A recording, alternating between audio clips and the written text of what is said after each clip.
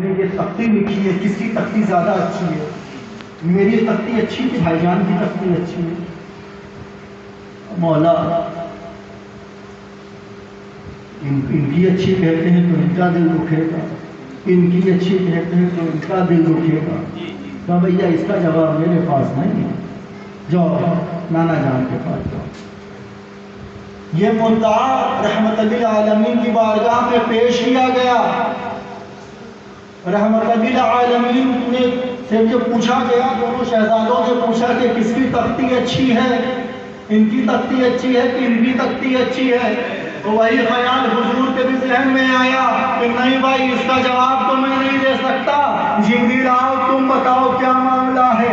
جبریل نے بھی ہاتھ کھڑے کر دیے، کہا ارے ان کو اگر میں کہتا ہوں تو ان کا دل دکھے گا، ان کو کہتا ہوں تو ان کا دل دکھے گا، سوال ہی نہیں پیدا ہوتا کہ میں کسی فیصلے پر آ جاؤں۔ یہ فیصلہ رب کی بارگاہ میں پیش کیا جاتا ہے۔ اب سنیے باری تعالیٰ کیا فیصلہ کرتا ہے۔ یہ وہ گھرانہ ہے جس کی ناز برداری خود خدا اٹھاتا ہے۔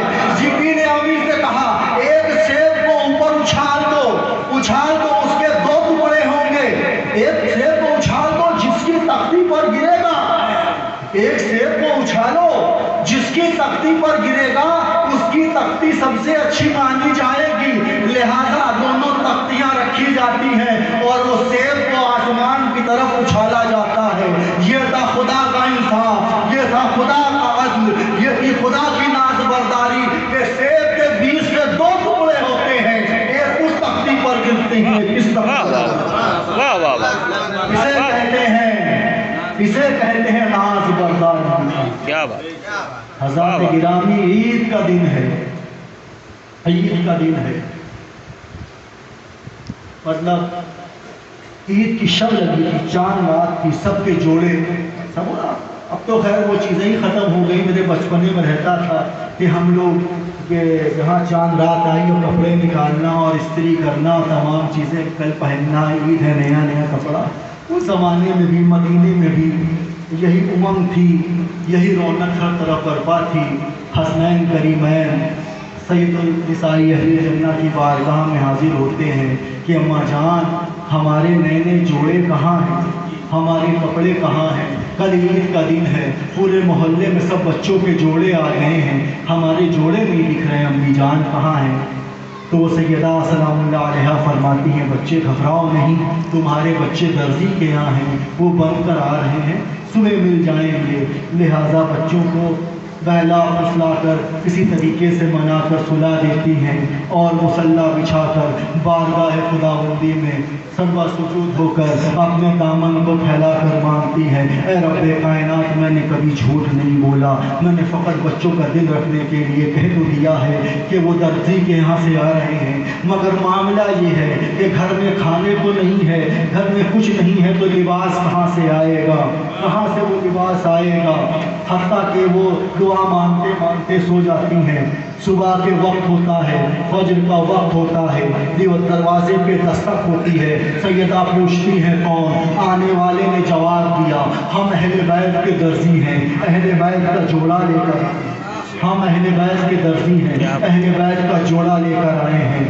تو انہوں نے کہا ٹھیک ہے، آڑ سے مطلب پردے سے آپ نے اس کو رکھوا کر واپس لے لیا، بچوں کو نہلایا دھلایا، سرما لگا کر لباس پہنا کر تیار کیا۔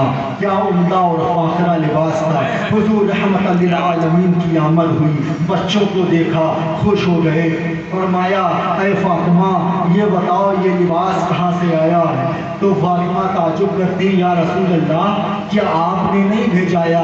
کہا کہ کون تھا، کس نے کیا کہا؟ کہا کسی آنے والے نے کہا کہ ہم اہل بیت کے درزی ہیں اور یہ لباس لے کر گئے۔ تو حضور رحمت للعالمین مسکراتے ہیں، کہتے ہیں فاطمہ پتہ ہے یہ لباس کون سا لباس ہے اور وہ لباس پہنچانے والے کون تھے؟ کہا یہ کوئی عام لباس نہیں ہے بلکہ اس باری تعالیٰ نے ان دو شہزادوں کے لیے جنت کا لباس بھیجا ہے، اور لانے والا کوئی اور نہیں جبریل اور میکائیل تھے جو کہ لباس کو لانے والے تھے۔ خیر تیار کر کے دونوں شہزادوں کو لے کر حضور رحمت للعالمین مدینے کی گلیوں میں جا رہے ہیں۔ مدینوں کی گلیوں میں جیسے ہی جاتے ہیں بچے دیکھتے ہیں کہ سارے بچے اونٹنی پر سوار ہیں، وہ حضور سے اصرار کرتے ہیں یا رسول اللہ یا نانا جان سب بچوں کی سواری ہے، میری سواری کہاں ہے، ہم کس پر سوار ہوں گے؟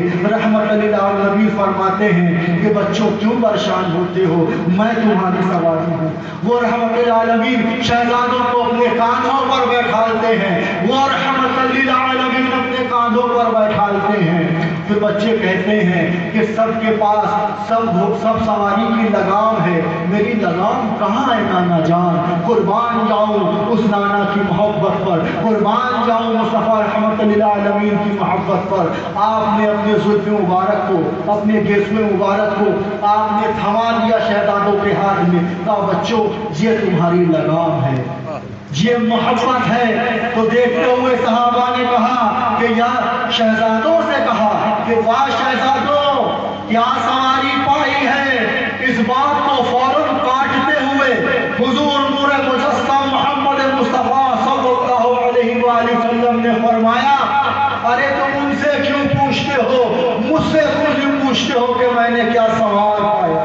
واہ واہ واہ، تم ان سے کیوں پوچھتے ہو کہ کیا سواری پائی ہے، مجھ سے کیوں نہیں پوچھتے کیا سوار پایا ہو؟ لہذا وہ لباس جو عمدہ لباس، جو فاخرہ لباس، جو نبی کے نواسوں کے لیے، وہ حسنین کریمین کے لیے جنت سے آیا۔ اب ایک سوال پیدا ہوتا ہے، ایک سوال پیدا ہوتا ہے، جب حضرت آدم علیہ السلام جب جنت میں تھے، جب ان کو جنت سے نکالا گیا، جب ان کو جنت سے نکالا گیا تو کہا گیا کہ جنتی لباس اتار دو، جنتی زیور اتار دو، جنتی کڑے اتار دو۔ باری تعالیٰ کیوں؟ کہا جنت کا لباس صرف جنت تک، جنت سے باہر نہیں جا سکتا۔ کیا بات، جنت کا لباس کیا بات، صرف جنت کیا بات، تک، جنت سے باہر نہیں جا سکتا۔ اور یہاں حسنین کریمین کے لیے جنت سے جوڑے آئے ہیں۔ اے رب کائنات، کیا تیرے نظام میں کوئی تبدیلی ہو گئی؟ تو نے کوئی نظام بدل دیا؟ کیا اب لباس جایا جا سکتا ہے؟ واہ واہ، اس کا ایک مثال پیش کروں۔ میں حضرت کے یہاں ابھی بیٹھا تھا، چائے نوشی ووشی چلی، بڑا زبردست انتظام تھا حضرت والا، وہاں بہترین تکیہ کیا رکھی تھی۔ اب یہ کرسی اس نے منگایا، اب میں یہاں سے اگر چلنے لگوں پروگرام کے بعد تو میں کرسی کو اگر اپنی گاڑی میں رکھوں تو علی صاحب بول میں کیا کر رہے ہیں بھائی، کیا لے رہے ہیں آپ، کیا لے جا رہے ہیں؟ ہمارے مہمان تھے، آپ کے بیٹھنے کے لیے دیا تھا، جب تک آپ یہاں رہیں گے تو خوب استعمال کریے، ایسے بیٹھیے کہ ایسے بیٹھیے، جیسے چاہے بیٹھیے، مگر آپ ہمارے مہمان ہیں، جب تک آپ یہاں رہیے استعمال کریے۔ بہت اچھا، نہیں دیا انہوں نے ہم کو لے جاتے ٹائم، کلے تھوڑی جا سکتے ہیں آپ، آدمی بھگوتی تھوڑی ہے۔ بہت معلوم پڑا، میں کچھ دن بعد میری ملاقات ہوئی الہ آباد میں ملا صاحب کے یہاں، وہی سامنے کہیں قیام میں دیکھا تو حضرت موجود تھے وہاں، اور یہی کرسی ان کے لیے وہاں پہنچی ہوئی ہے۔ میں نے کہا یار علی صاحب یہ تو بڑی بدتمیزی والی بات ہے، ہم کو نہیں دیا، اور حضرت جو ہے بھائی صاحب وہاں پہنچے تو ان کے لیے کرسی پہنچی ہوئی ہے۔ تو یہ بھی کہیں گے ہمیں ارمان صاحب پاگل آگل ہو گئے ہوتے ہیں، یہ ان کی چیز ہے، یہ ان کے مالک ہیں، کیا بات ہے، واہ واہ، جب چاہیں جہاں چاہیں جس وقت چاہیں لے جائیں۔ ارے آدم جنت میں مہمان تھے، جنت کا لباس صرف جنت تک میں تھا۔ ارے حسنین کریمین جنت کے سردار ہیں، مالک مختار ہے، اور مالک کو یہ اختیار ہوتا ہے کہ اپنی چیز جب چاہے جہاں چاہے جس وقت چاہے منوا سکتے ہیں۔ سبحان اللہ، یہ مالک و مختار ہے، سبحان اللہ، ذات گرامی یہ جنت کے مالک و مختار ہے۔ واہ، تو حضرات گرامی یہ مقام ہے، یہ مرتبے ہیں، بہت سارے گوشے ہیں۔ اب میں دوسرے باب کی طرف چلوں، وقت کو مد نظر رکھتے ہوئے مجھے بھی گھر جانا ہے۔ حضرات اکرام،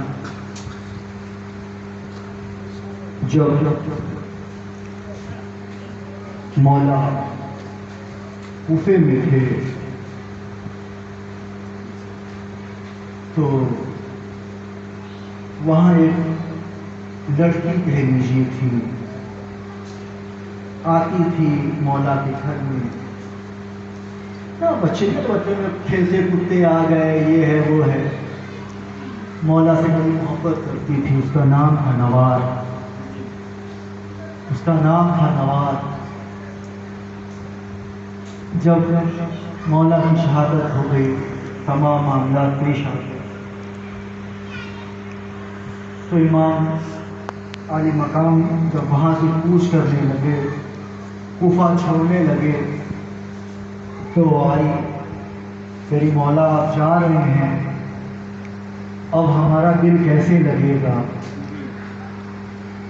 مولا آپ جا رہے ہیں، کیا آپ آئیں گے نہیں؟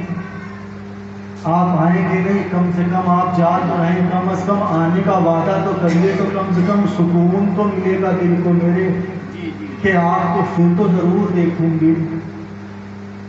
وہ امام علی مقام امام حسین فرماتے ہیں، اے نوار جا، میں تجھ سے وعدہ کرتا ہوں، یہ علی کا لال، نبی کا شہزادہ، نبی کے دوش کا سوار حسین مجھ سے وعدہ کرتا ہے کہ میں ضرور آؤں گا۔ وہ اپنے ہاتھوں کو جوڑتی ہے کہ مولا آپ آئیں گے تو کب آئیں گے یہ بھی بتا دیجیے۔ تو مولا فرماتے ہیں، نوار میں 10 محرم الحرام 61 سے ہجری کا دن گزار کر 11ویں شب تیرا مہمان رہے گا۔ نوار میں 61 ہجری کو 10 محرم الحرام کا دن گزار کر 11ویں پوری شب، یہ حسین، یہ نبی کا لال، سیدہ کا لال، تیرے پوری شب تیرے گھر تیرا مہمان بن کر رہے گا۔ یہ سنتے ہوئے وہ خوش ہوتی ہے اور جھومتی ہوئی اپنے گھر کی جانب چلی جاتی ہے۔ اور یہ ملعون جب تخت پر بیٹھتا ہے، تخت ملعونی پر بیٹھتا ہے، یہ یزید اور پلید بیٹھتا ہے، تو نہ جانے کون کون سی حرکتیں کرتا ہے، تو تمام دن گزارتا ہے، حتیٰ کہ مولا کو اپنا ملک چھوڑنا پڑتا ہے، اپنا وطن چھوڑنا پڑتا ہے، مدینے سے کوچ کر جاتے ہیں، مدینے سے کوچ اپنے سارے گھرانوں کو لے کر یہ کعبہ مکہ کی جانب، مکہ کی طرف لوٹتے ہیں، پھر وہاں سے کربلا پہنچتے ہیں 2 محرم الحرام کو۔ حضرات گرامی، جب یہ قافلہ جب نکل جاتا ہے تو میں بیچ میں بات اور کہتا چلوں کہ آپ کے ساتھ سیدہ زینب سلام اللہ علیہ